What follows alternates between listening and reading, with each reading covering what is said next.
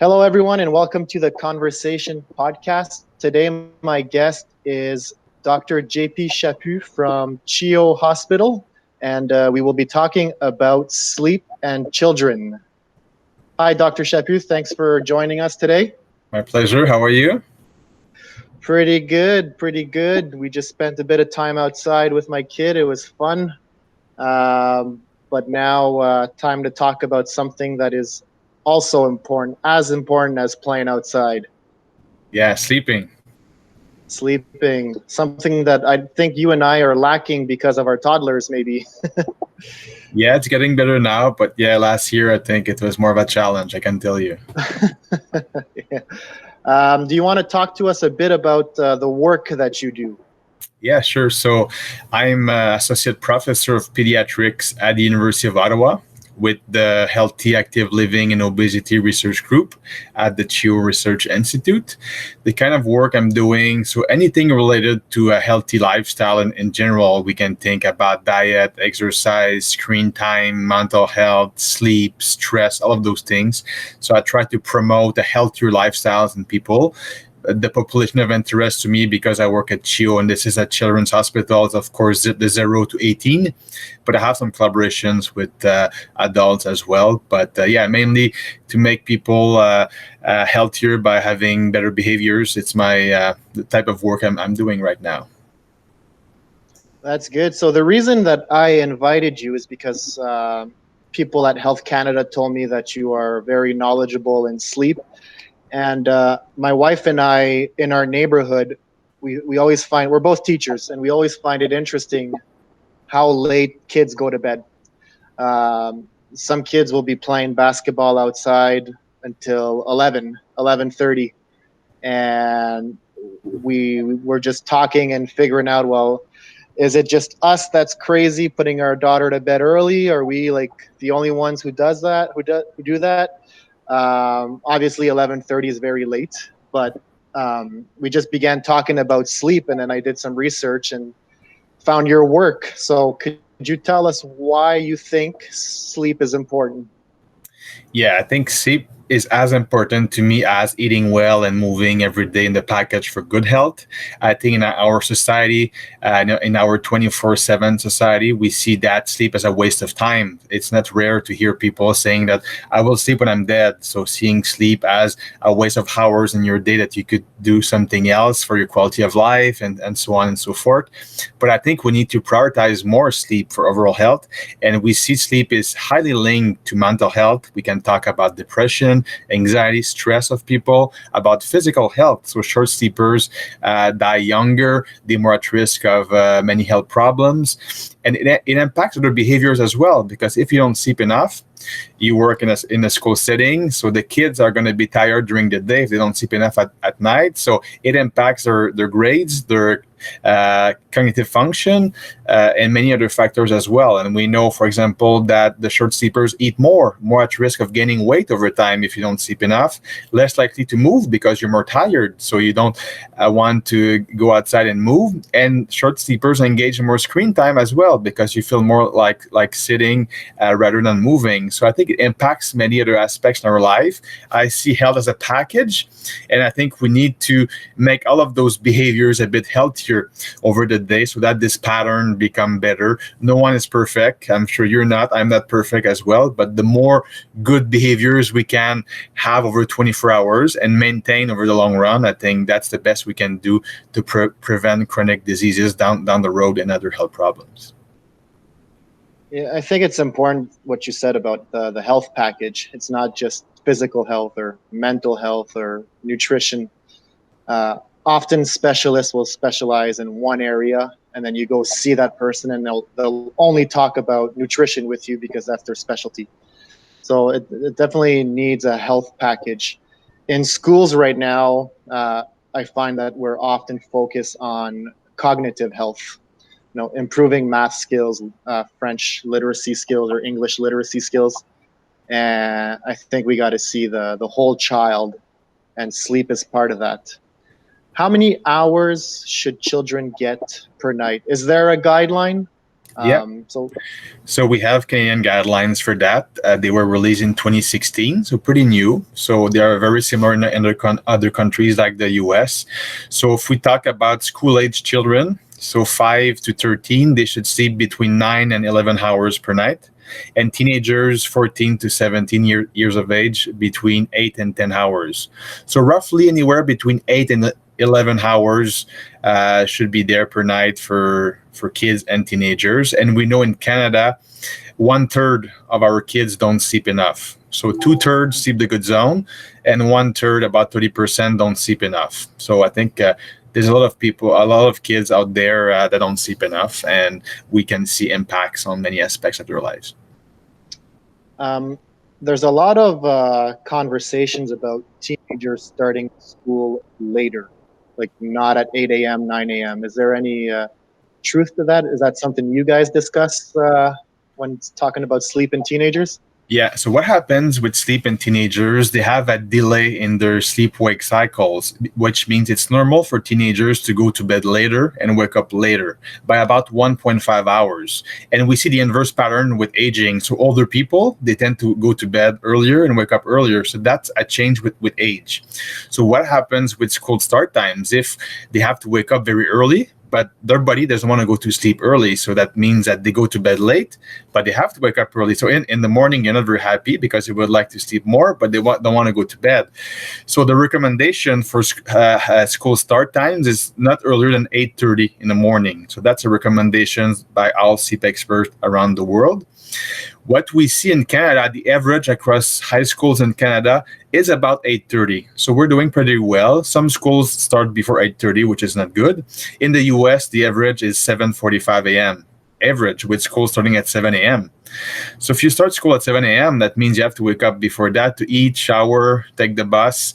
So it's almost impossible for those teenagers to meet the sleep duration recommendations. So I think that's some policies that we could have to make sure that, and many studies out there show that what happens if you delay high school start times, people were saying that, yeah, but the teenagers will just go to bed later and then they will wake up later, so they will still lack sleep. No, we were really seeing that they were getting more sleep and they had better grades during the day as well. So it seems to work pretty well. Now you can say it's more complex than that. So there's the bus system, and the parents need to be on board as well. Sometimes it's just that the parents, they don't want the school to start later because of their work as well. So you need to align all of those other elements together. But if you care about health of teenagers, not earlier than 8:30 in the morning for high school start times. I really wish I knew that as a teenager, and I could share that information with my dad when he started his lawnmower, just to wake me up during weekends. Good I could point. have brought him could have brought him concrete proof that I needed to sleep back then. So what happens if children or teenagers don't get in that zone, that good zone of sleep? Yeah. So I have to mention as well that we have those sleep duration recommendations for public health guidance, but there's no magic number that applies to all. So we're all different. We were born with different genes. So some people may cope better than others with less sleep, some others. So for example, for adults, the recommendation is 7 to 9 hours per sleep. For me, I know that my optimal is probably 8 hours per night. But maybe for you it's 9 or maybe 6, or so. That's possible to see some differences. But what happens in general when they sleep less than this 8 hours per night in kids, we see effects on depression, more depression symptoms, more anxiety, more stress levels. The mood is impacted as well, cognitive function as well. For physical health, we see more weight gain, more risk of dying younger, more accidents. We see also it impacts the immune system. So if you get a cold or flu, it's easier to catch one if you don't sleep enough than if you sleep enough. So sleep impacts many systems and function in our body that makes it that we're more optimal. So by sleeping less or not enough, we impact mental health, physical health, mood, quality of life, and all of those things together. Yeah, that's very interesting because I think the last research I read is 1 in 5 Canadians have mental health problems or issues. So Yeah. that would definitely help there. And that's one I can say one good side of COVID. So what happened with COVID? We released a report card with participation 2 days ago, showing that the grades for Canadians is a failing grade for levels of physical activity, too much screen time, and so on and so forth. But the only good news was they were getting more sleep during COVID. So at least because they were not going to school, so they were probably waking up later in the morning. So at least if there was one good behavior change during COVID was kids getting more sleep. Yeah, more sleep and more family time and more activity outside. That's what we noticed here. Yeah. When should parents be worried about their children and their sleep habits? Yeah, that's a good question. So when we talk about sleep, we have the sleep disorders, which are clinical problems. We can think about obstructive sleep apnea or in insomnia.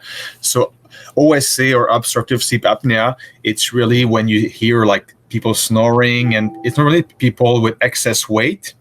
And then so you need to consult to see a clinician for that. There are treatments. So to lose weight is one of the good treatment to cure that. And insomnia, when you have trouble falling asleep and staying asleep at night. So those typical sleep disorders are way more prevalent in adults than in kids. So in kids in general, they sleep well. The main problem we see is more the behaviors related to sleep hygiene. So it's more that they don't want to go to bed because they watch too much screen time. The parents don't have rules in the household, so they let kids do whatever they want. So it becomes they don't have this routine, and kids crave for that routine. So you have a toddler, I have a toddler as well. So the more you have the same routine every day with naps, with bedtime, wake up times, at least in my case, it works much better than if it's just chaos in the household and there's no rules about bedtime, nap time. So I think to create that routine really helps our 24-hour cycle, because even us as adults too, we have this 24-hour cycle where hormones are all regulated together. So in the morning, the cortisol peaks, and then we go to bed, the sleep hormone peaks as well. So the more we can maintain this routine, less is a stress for the body, and more it's better for sleep hygiene. Yeah, that's interesting. My wife always talks to me about getting a routine. So when she hears this podcast, she's going to be really happy. She works really hard at the routine. I'm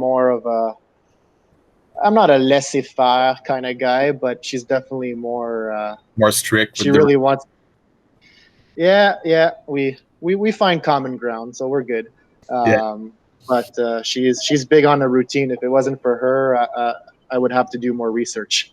Okay, I guess the routine before bed is important too, because for example, too much screen time before bed, the experts say no screen time in the 1 hour before bed because of the blue light coming from our screens. So it can be TV, tablet, cell phones. The blue light impacts our sleep hormone, and it takes more time to fall asleep and to stay asleep, and it reduces sleep quality at night. So the best is no screens in the 1 hour before bed. If you use your screens, so there are some apps, for like example in the iPhone, you can change this blue light to a more orange light, so it doesn't send signal to the brain. Perfect role is to reduce screen time, but if you use your screens, some people use those sunglasses to block this light. I don't think it's a good way to do it. If it's embedded in your screen, it's much easier, I find. But the 1 hour before bed to me should be for young kids. Bad time, brush your teeth, read books, listen to music and stuff like that, without too much stimulation, so that you just wind down before going to bed, as opposed to playing lots of sport and then you have to go to bed. I don't think you're going to sleep well, because your heart is still pumping, and you need some good minutes of calming down before going to bed. Yeah, this is a bit of a segue, but it seems that like our society doesn't value sleep all that much, because all the good TV shows play at night. Men's league hockey, it's at 10 p.m., 11 p.m. Can't go to bed after. Just a little segue that what you said made me think of that. And even people, our U.S. President Donald Trump likes to say that he sleeps 4 hours every night. So people, to be productive, to make money, they should not sleep. So sleeping is for lazy people. So you have those people that don't send a good message to people that we should value sleep. In fact, they say that it's stupid for people sleeping. Yeah. I had a question that popped up in my head while listening to you answer my question. Um, let's say that a parent listens to this conversation we're having and realizes, oh, my kids watch TV before going to bed, and I need to change that. Yeah. They recognize that it's bad, but as soon as you put a tablet or YouTube in toddlers' hands, it becomes really hard to get rid of that bad habit. So, what could you do as a And parent? that's a good point because it becomes your routine as well. So to watch a bit of TV before bed, and some programs are better than others. So I think it's not just the duration or watching screens, but content as well. So of course, if you watch a horror movie before bed, it's probably not the same as watching a love story for kids. Sesame Street or stuff like that, where they can learn as well. So there are good sides of screens as well. I don't think that all screens are bad, and we'll see that more in the school setting as well. It's more, I think, to me, the excess of it. So I think using a bit of our screens is not a bad thing. It's more the excess and trying to reduce a bit. Especially in the 1 hour before bed. So what can you do about that is try to watch your screen earlier and then maybe to read a book instead before bed and listen to music. Try to change those habits. And I think as parents we need to be good role models, because I think it starts with us when we talk about kids. So if we as parents we're addicted to our cell phones and we watch Netflix all the time, of course the kids want to mimic what we're doing. So I think if it's not just telling the kids what to do, we should do as well. So we want them to be active. We should go outside with them and play with them. We want them to sleep well. If ourselves we just work all the time and we don't sleep well, and we tell our kids that they have to sleep well, it doesn't send a good message. They're not stupid, and they will realize that at some point as well. So I think it starts with parents as well, and to work in all settings as well, in the school setting because they spend a lot of time there. But also politicians should also have some policies around those healthy habits. It becomes a default and easier for people, for parents, to make healthy choices in our society. And the default, I think, is to just sit more, watch more TV, don't move, eat junk food and stuff like that. So I think we have other countries like in Scandinavia, when we see there's active transport everywhere, I think the healthy choice becomes more normal and spontaneous for people to make than here in Canada, for example. I think that leads very well to our next question, because you talk about health being interconnected. Um, what would happen to performance, whether it's school performance or sports performance or any type of performance, when children do not get those hours of sleep? Will be worse. And there are many studies showing that those that don't sleep enough have worse grades. So it impacts the academic achievement of our kids. It impacts the cognitive function during daytime. So in the school setting, it's very clear that better grades in kids that meet the sleep duration recommendations. And for sports and athletes, for example, I think it's part of every. If I think, for example, Roger Federer for tennis, he sleeps 12 hours per day. So I told you for adults, the recommendation is 7 to 9. He sleeps 12 because he needs more sleep, and also he trains a lot. And you see a lot of athletes like that. The best basketball players, Tiger Woods for golf, they all sleep 10 to 12 hours per night. So way more than the average adult who sleeps 6 to 7 in general. So I think because they know that impacts their functions, and they just perform better with a good diet, good training, but also psychologists. But sleep is more and more part of the package for all hockey teams and high athletes, because they just perform better. And if they perform better, they win tournaments, they get more money, more sponsors. So I think it's a good package. I read, I think probably 5 or 6 years now, a university state that has a very well known football program. I forget the name, but they invested millions of dollars in the locker room, and they modified it to include, like, they called it sleep cocoons, where the athletes can just take a nap and during the day. So these athletes had access to that. Yeah. So more and more people are seeing the links. Yeah, I agree, and we see that also in the workplace more and more, especially in Asian countries, what they call sleep pods.